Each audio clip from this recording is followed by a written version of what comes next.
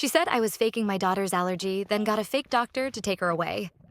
I lost custody for 48 hours, until I played the recording that destroyed them both in court. I should have trusted my gut the second I saw my daughter on the bathroom floor, vomiting into the tub, her lips swollen and her breath ragged. But instead, I froze. And Marla just stood there, watching like she was waiting for something to happen. I'm a 34-year-old single mom. My daughter Lily is 9, and she's my entire world. She was diagnosed with a severe sesame allergy at age 5 after a near-death experience with a granola bar at daycare. Since then, our lives have been built around safety protocols. EpiPens in every bag, laminated food lists, allergy bracelets. I've become the parent who triple checks every snack and grills every adult who might feed my kid. I'm sure I come off as paranoid, but you know what? I'm not sorry. I'd rather be paranoid than bury my child, which is why I can't believe I let Marla back into our lives. Marla is my former sister-in-law. She used to be married to my older brother, Chris, but they split a few years ago after he caught her cheating. Even then, my family mostly sided with her. Marla has that kind of pull. She's warm, charming, the kind of woman who bakes muffins for neighbors and remembers everyone's birthdays. And she used to work as a pediatric nurse before she burned out and decided to take time off. When she offered to help me with Lily, picking her up from school a few days a week while I was covering late shifts, I was hesitant. But she insisted, said she missed having kids around, that she just wanted to help family. I caved. And for the first couple weeks, it was fine. Lily loved being with her Auntie Marla. They made crafts, baked cookies, and Marla even helped her build a school project volcano. It almost made me feel guilty for ever doubting her. Until the night I came home early. I wasn't supposed to be off until 8 p.m., but one of the kids at the clinic puked all over my scrubs, and my manager sent me home to shower. When I walked in, the house was quiet. Too quiet. I called for Lily and heard a whimper from the upstairs bathroom. What I found made my heart stop. Lily was curled up on the floor, pale, eyes half-lidded. Her lips were swollen and her neck had a rash climbing up toward her jaw. I grabbed her EpiPen from the emergency kit by the sink and injected it immediately, then scooped her into the car and drove to the ER without even thinking to say anything to Marla, who had been standing frozen at the top of the stairs. Turns out Lily had eaten homemade noodles with a sesame oil drizzle. I couldn't wrap my head around it. She knows better. Marla definitely knows better.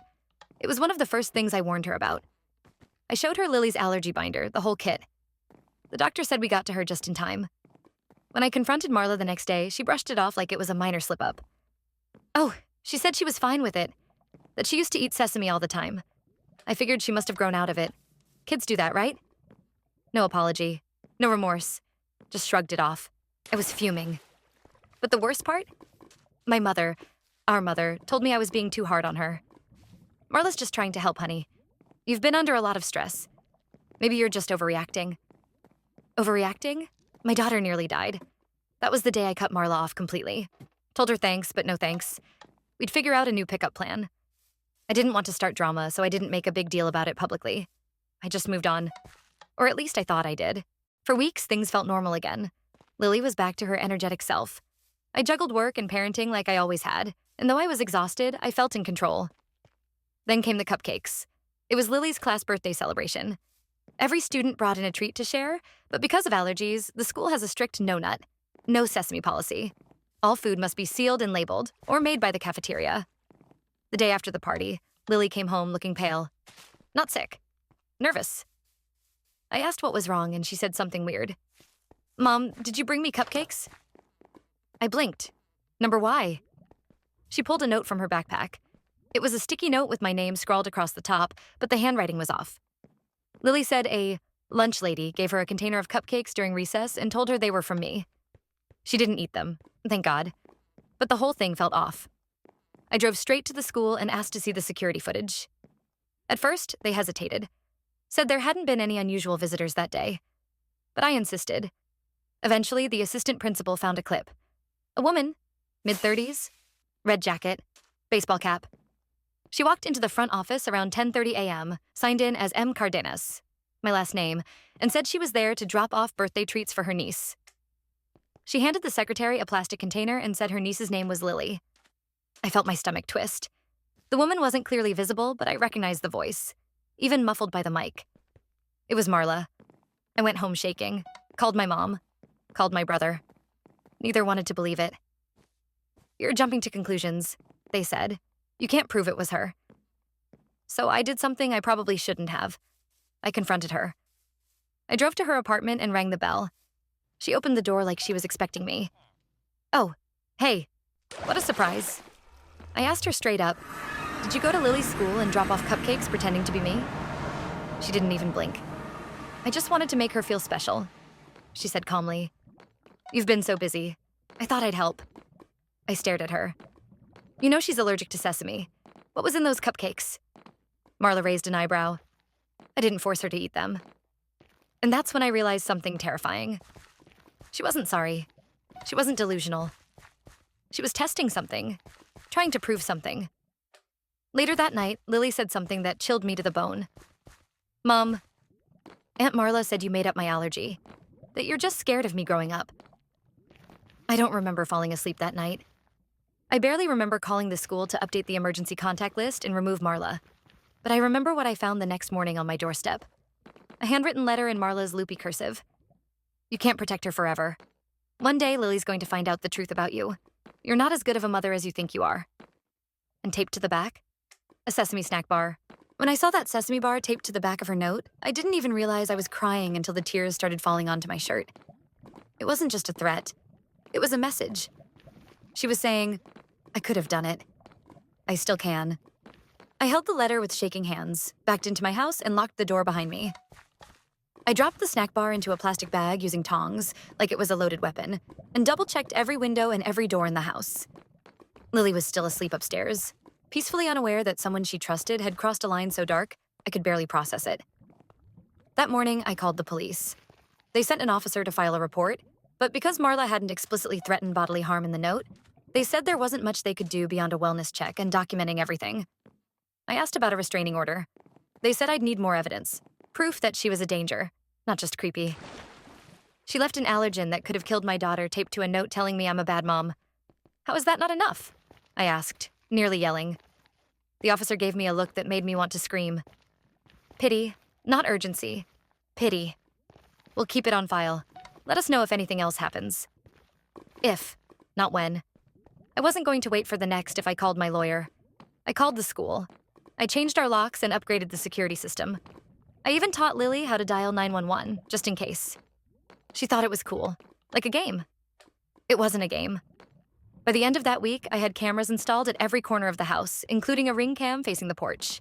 And just in time, because 5 days later, Marla came back. It was around 2 p.m. I'd taken the afternoon off work to run errands. I was walking back to the house from the driveway when I heard the motion alert ping on my phone. I checked the Ring app, and there she was. Marla, standing at my front door. She wasn't knocking. She was just standing there, smiling, rocking back and forth on her heels like she was waiting for a friend to let her in. I froze. My phone buzzed again. Another alert. The backyard camera. She'd brought someone with her. A man I didn't recognize was trying the side gate. He had gloves on. That's when I knew. This wasn't just her being unwell. This was planned. This was coordinated. I hit the panic button on my home alarm, one of those silent alerts that calls the cops immediately. Then I called 911 myself and gave them everything. Names, footage, the note, the bar, the ring cam feed, all of it. By the time the cops arrived, Marla was gone. So was the man, but they left something behind. In my mailbox, there was a photo, a printed color photo of Lily, taken from a distance, at the park, 2 weeks ago. She was on the swings. The back of the photo said, "You can't keep her from me forever." That was the moment everything shifted. This wasn't about a snack bar. It wasn't about proving I was an overprotective mom. It was about control. Marla wanted Lily, and something inside me broke. I printed every piece of evidence and drove straight to the courthouse. I filed for an emergency protective order. This time I wasn't taking no for an answer. The judge reviewed everything. The note, the footage, the photo, the prior allergy incident. He signed it on the spot. Temporary restraining order, granted. Marla was now legally barred from being within 500 feet of Lily, me, Lily's school, or my workplace. I had copies made and delivered to the school and the police, but that didn't make me feel safe. Not really. Because here's the part that made my skin crawl. That night, my mom called me, and she was furious. "Did you really file a restraining order against Marla?" She snapped the second I picked up. "What the hell is wrong with you?" I blinked, stunned. "Mom, she came to our house. She left a photo of Lily. She brought a man. He was trying to get in through the side gate. This isn't up for debate. You're blowing this way out of proportion, she hissed. Marla called me in tears. She said you're turning the family against her, spreading lies. Lies? I had video evidence. She nearly killed Lily, twice. She's stalking us, Mom. Why are you defending her? And then my mom said something I will never forget. Because at least Marla was there for me when your brother left. She cared. You just ran off and played single mom like it made you better than the rest of us. That hit like a slap. She didn't care about Lily's safety. She cared about appearances. I hung up, blocked her number, and I cried harder than I had in years. Not from fear, but from betrayal. I wasn't just protecting Lily from Marla anymore. I was protecting her from my own mother. That weekend, I took Lily out of town. We stayed at a friend's cabin in the mountains. No cell service, no social media. I needed time to breathe. Lily built a snowman. I tried to remember what peace felt like. We came home Sunday night. Everything was quiet until Monday morning. At 9:42 a.m., I got a call from Lily's school. Mrs. Carter, is there any reason your daughter would have left campus today? My blood turned to ice. What do you mean left campus? She's not in her classroom. Her teacher said a woman came to check her out early, said she was a relative and your name was on the approval list. I dropped the phone. My heart exploded in panic. I couldn't breathe. I scrambled for the school's front office line, screamed into the receiver, check the sign-out sheet. Who signed her out? The secretary sounded scared now. It says, M. Carter, same last name. The ID looked legit. We didn't think... I didn't hear the rest. Because at that exact moment, my ring cam went off. Marla was at my front door again. But this time, she wasn't alone. Lily was standing beside her. And she looked terrified. I didn't even grab my keys. I just ran, barefoot, phone still in my hand. I didn't lock the door. I didn't care. All I could think was Lily's at the front door with Marla. The woman I had a restraining order against. The woman who had drugged my kid's food, trespassed at her school, and had now somehow tricked someone into letting her walk out of school with my daughter. My legs felt like they weren't even touching the ground as I bolted down the block. I live 4 streets away from the elementary school, but that morning it felt like I was sprinting through quicksand. My vision blurred. My heartbeat drowned out every sound in the world. When I rounded the last corner and saw my front porch empty, my knees almost gave out. No Marla, no Lily, no car, nothing. I opened the Ring Cam app. Again. The image was frozen on a frame from 3 minutes earlier. Marla standing at my door with Lily clinging to her arm, eyes wide, face pale. And then I saw it. Marla wasn't knocking. She was using a key. My stomach dropped. She still had a key. I'd changed the locks weeks ago.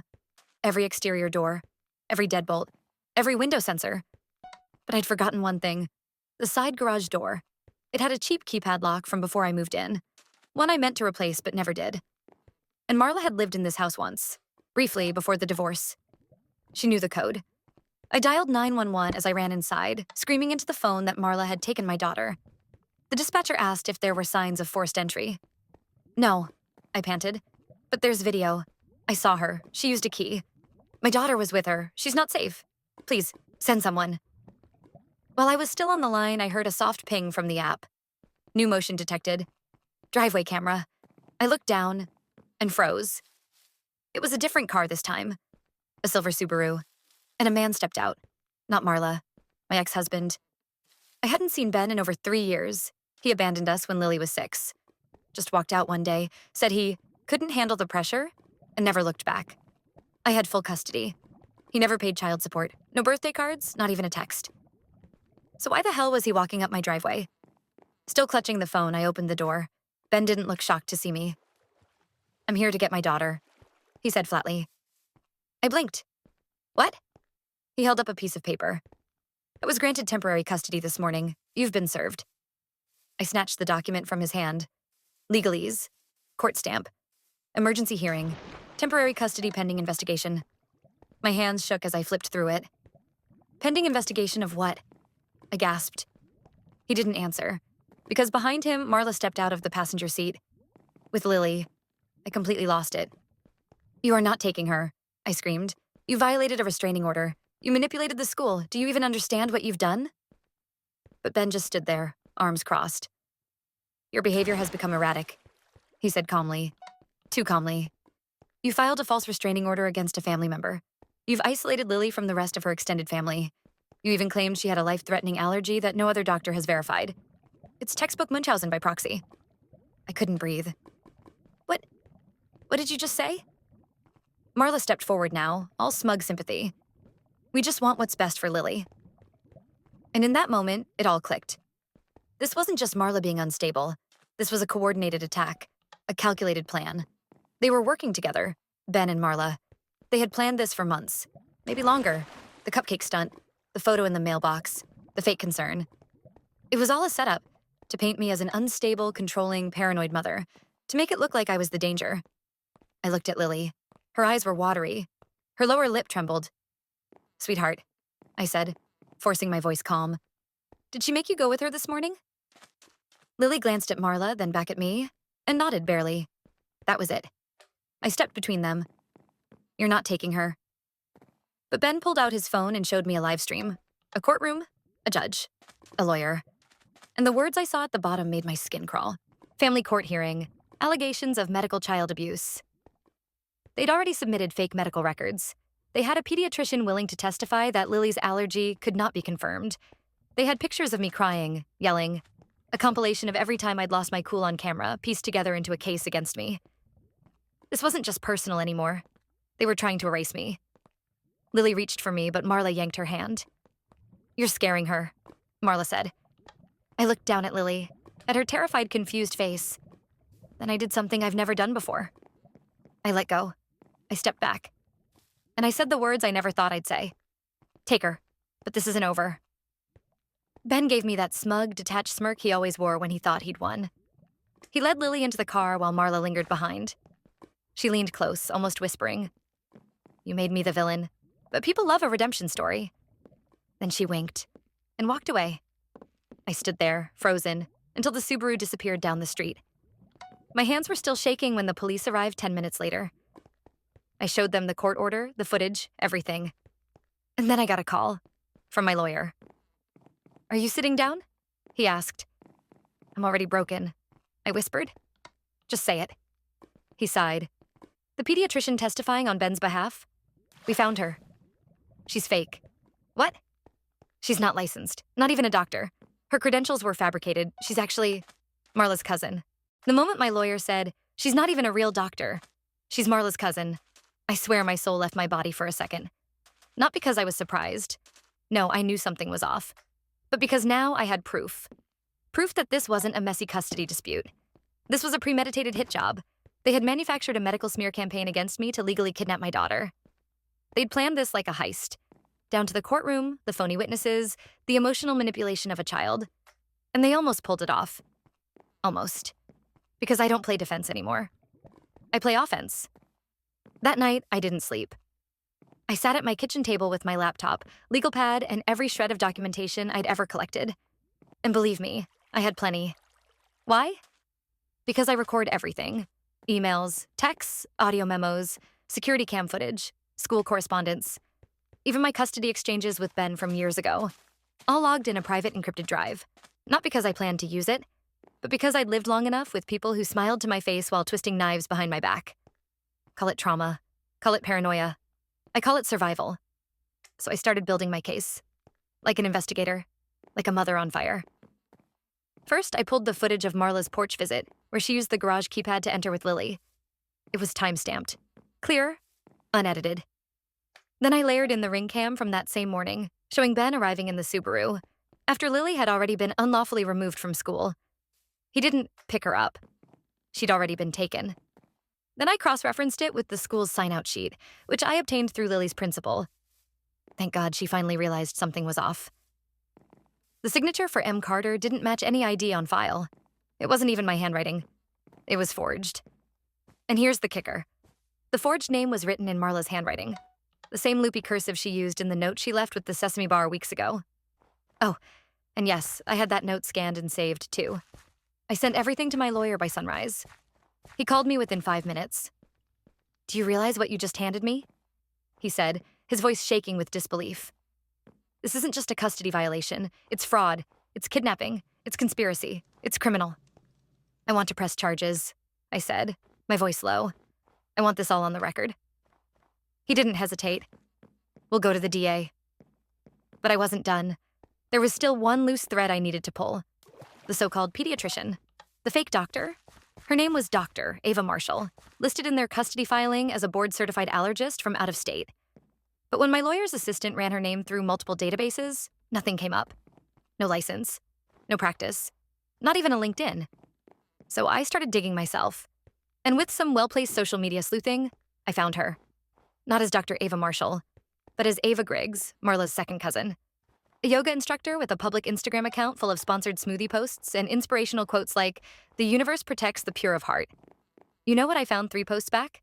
A selfie, standing next to Marla. Caption, "Cousin Day manifesting miracles with this one." I took a screenshot and added it to the drive. Then I saw something that made me nearly drop my phone. In the background of the photo, a whiteboard with notes, legal notes. One of them read, "Custody strategy, allergy exaggeration angle." They posted a blueprint of the plan to social media without even realizing it. You want to destroy me? You better not leave fingerprints. That afternoon, my lawyer and I walked into the DA's office with a manila folder thicker than a college textbook. By the end of the meeting, the assistant district attorney had already called in an investigator and requested a temporary emergency order to return Lily to my custody immediately. They were taking it seriously. Too seriously, in fact. Because the moment they saw the school surveillance, the ring footage, and the forged documents, the ADA paused and said, "This doesn't look like just a custody scam. This looks like rehearsal. Like something they've done before." My blood ran cold. "What do you mean?" I asked. She tapped her pen on the table. "This isn't the first time we've seen this tactic. Smear the parent, build fake support systems, manufacture enough chaos to flip custody. It's rare, but it happens, usually in family rings." I felt sick. "You think they've done this to someone else?" The ADA's eyes narrowed. "We're going to find out." The next 48 hours were a blur. A judge fast-tracked the emergency hearing. Ben and Marla were summoned to appear. Lily was placed with a court-assigned child advocate for the interim. I was told not to contact them. Not even Lily. I'd never felt more helpless. Until the day of the hearing, when my lawyer walked into the courtroom holding a thick brown envelope and leaned over to whisper, "We got something." I nodded, nerves shredding every inch of me. The judge entered. Proceedings began. Ben's lawyer gave a smug little speech about maternal instability, fabricated allergies, and how Aunt Marla had selflessly stepped in to support a struggling family. Then it was our turn. And my lawyer stood up and said, "Your Honor, we'd like to submit into evidence the audio recording." The room froze. "Of what?"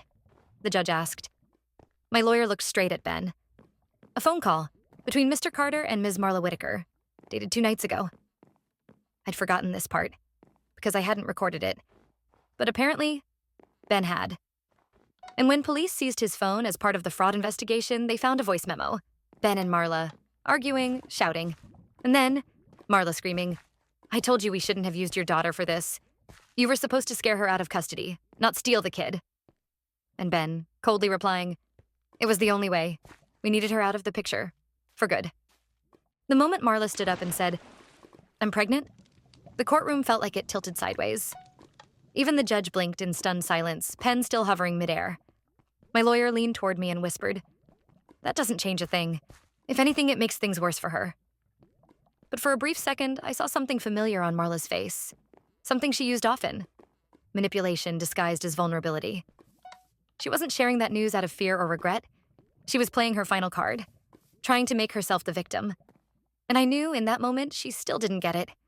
She thought if she made herself fragile enough, anyone would save her. Not this time. The judge, to his credit, didn't take the bait. Instead, he requested the court be cleared for a 15-minute recess while he reviewed the audio and the compiled evidence in private.